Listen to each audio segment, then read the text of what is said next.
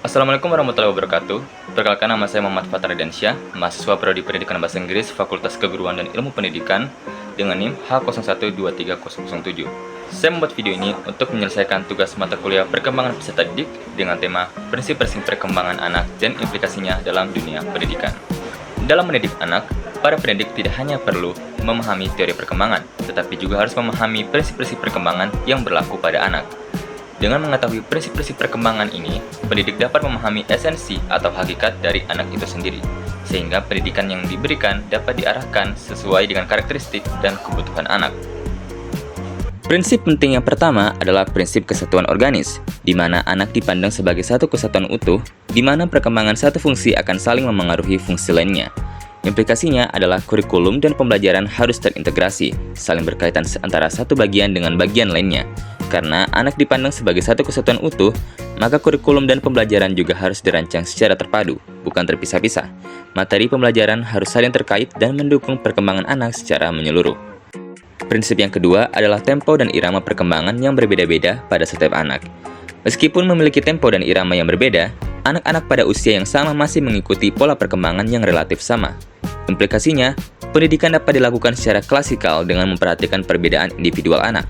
Meskipun anak-anak memiliki tempo dan irama perkembangan yang berbeda-beda, mereka pada usia yang sama masih mengikuti pola perkembangan yang relatif sama. Oleh karena itu, pendidikan dapat dilakukan secara klasikal, namun tetap memperhatikan keunikan masing-masing anak.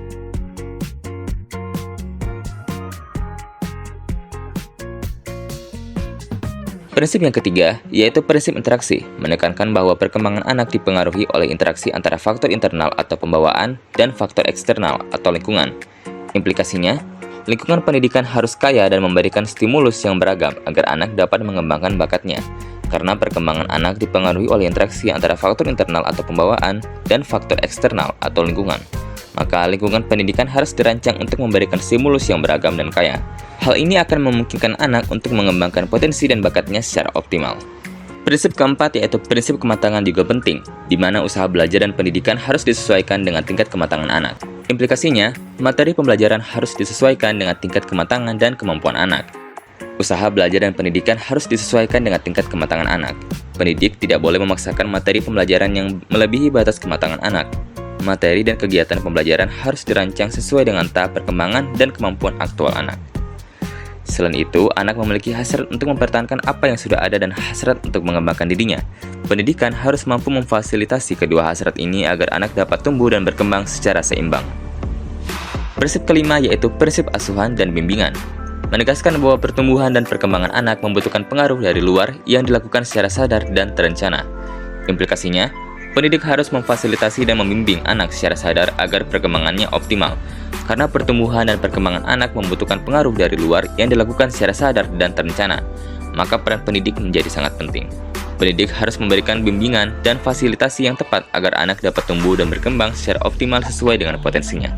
Dengan memahami dan menerapkan implikasi prinsip-prinsip perkembangan anak ini dalam praktek pendidikan, diharapkan pendidikan dapat berlangsung secara efektif dan sesuai dengan kebutuhan serta karakteristik peserta didik. Hal ini pada akhirnya akan mendukung tercapainya perkembangan anak yang optimal dan seimbang.